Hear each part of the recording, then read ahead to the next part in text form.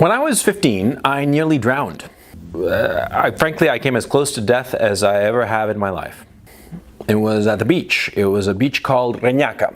I was, like I said, 15.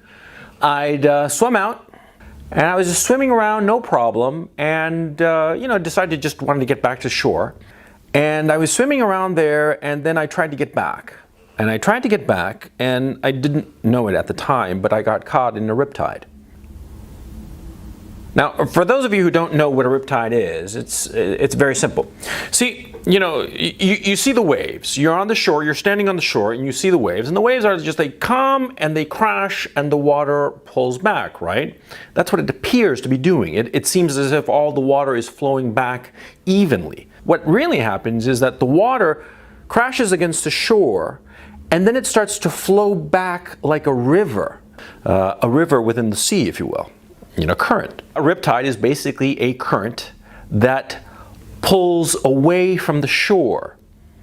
Now, a riptide can kill you very easily because what it does is that, so imagine you get caught in a riptide. You're swimming to the shore in the middle of a riptide. What'll happen? And of course, the riptide, this current, is flowing out to sea. And so you keep swimming and swimming and you just stay in place, or even you might even start going farther and farther out to sea. The fact of the matter is, if you stop swimming, a riptide can carry you out miles out into the ocean, right? It'll be like you're swimming and swimming and swimming, but you're never moving. You're never moving forward because the water is coming towards you, okay? In point of fact, if you don't swim towards the shore and allow the riptide to take you where it will, the riptide can send you, miles out from shore, right? It's actually very dangerous. A lot of people drown that way. And what'll happen is that you swim and you swim and you swim and you get exhausted and you drown. And it happens all the time. I mean, it happens all the time, right? And it's tragic because it's such an easy fix if you know what you're doing. And it's a terrible fate. And it happens all the time. People just drowning mere feet away from the shore. Suppose this is the shoreline, right? My hand, this is the shore, right? Now the waves are crashing here, and the riptide is going in that direction, away out into the ocean, right? And say you're caught around here and you're trying to swim back, right? And you're right in the path of the riptide. And so the riptide keeps pushing you out into the sea, pulling you away from the shore, right? So what do? I mean, I'm talking, I remember very clearly, and I was scared shitless because I'm telling you here, it must have been not more than 20 yards away. The sand, I could practically reach out and touch it, okay? That's how close it was. And I kept trying to swim back to shore. And like I said, I was 15.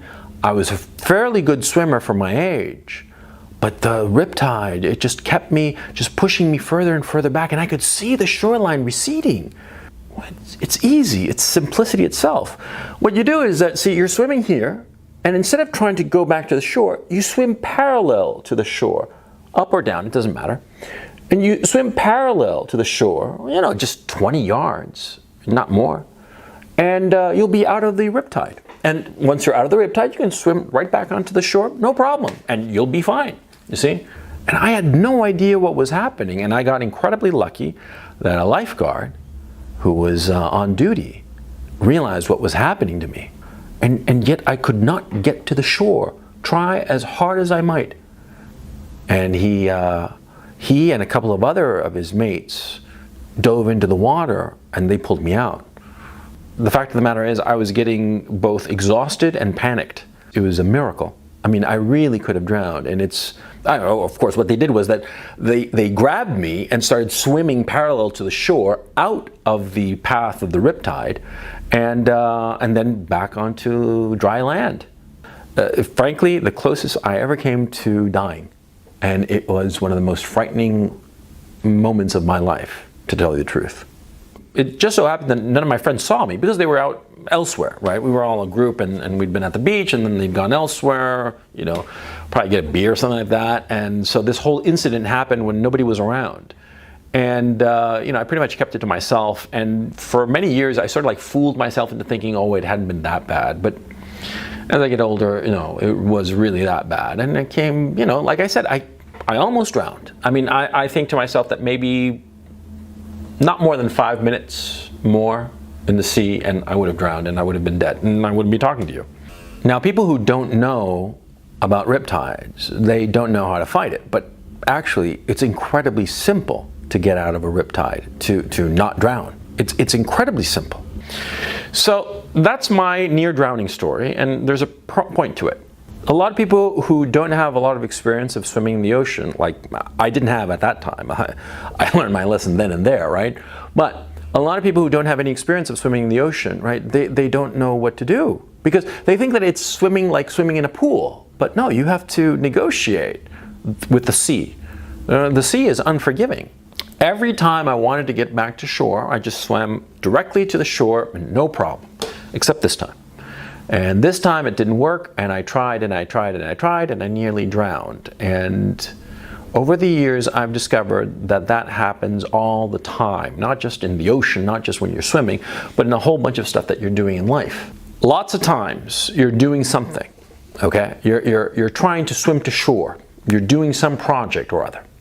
And you try and you try and you fail, right? And you keep doing the same thing over and over, expecting that this time it'll succeed, it'll happen. And sometimes you see other guys who did that and it worked for them. Maybe for you, you before had done that and it worked like a charm before, but it's not working now. And so you do it again and it doesn't work out, and you do it again and again and again and again, and finally you get exhausted and you drown, right? That happens all the time. That happens all the time. And this happens all the time.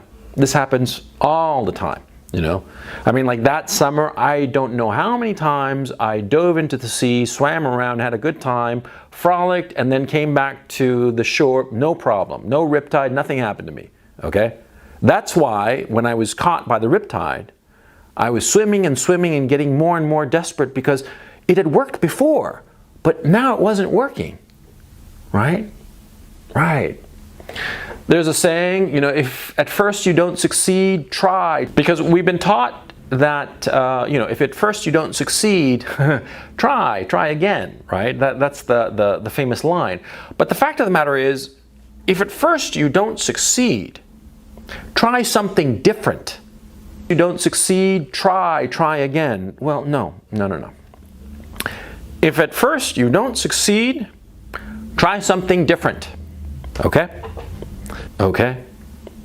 Because you might be caught in a riptide. You might be caught in forces beyond your control. Forces that you can't even see because, you know, I'm telling you about a riptide, but you can't see a riptide. You know, it's invisible. That's the point of it. That's why it's so dangerous. It's not like a bright line in the ocean, like, oh, there's the riptide. No. It's a current in the ocean. It's completely invisible, and it can catch you unawares. You won't even realize you're in it. Because, see, if you keep on fighting against the riptide of your situation, whatsoever that situation might be, whatsoever the riptide might happen to be, if you keep on fighting against it, you're going to drown. You're going to fail. And you're going to wind up at the bottom of the sea. Okay? And the funny thing is that, see, in this video that I'm recording right this second, this very one, this is actually the second version of this video. So lots of times, and here's the problem, lots of times, see, it worked before. That's the thing that freaks you out. That's the thing that locks you into not trying something different this time. I did one version of it. I didn't like it very much, okay? And I didn't like the angles, I didn't like this, that, the other. You guys know how I am. I'm all gay about my camera angles and shit, right? Because, like I said before, you saw the other guy do it. You yourself did it. But now it's not working. And you do it once, you do it twice, you do it 3 times, and then you get into the cycle of repeating and repeating and repeating. And, well, we know how that story is going to end now, don't we? And so I just didn't like how that video came out. And so what did I do? Did I do the same setup? Did I put the cameras in the same position, the same exposure, the same shutter speed, all the rest of it? No! I did it totally different. So this is a quickie video. You know, I just want to just put this little nugget there so that you always think of it. Think of the riptide that nearly killed me, because it really did. Man, I was so fucking scared. You know, that summer, yeah, I laughed it off. I pretended that everything had been fine. Nobody saw me, okay?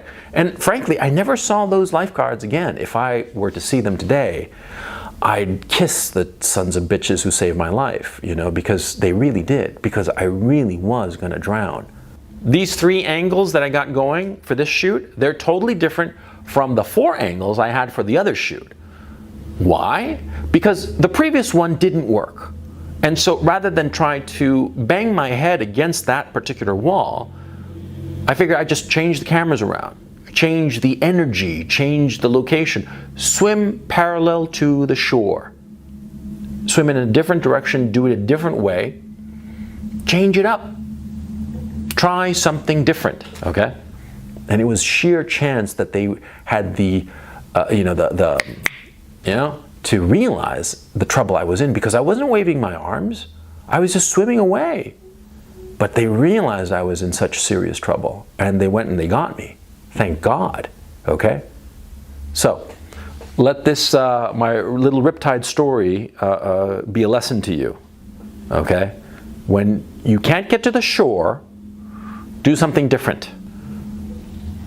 Yeah, that's what I did with this video, because the other one wasn't working. Do everything different, whatever it takes to get out of that situation, because it can kill you.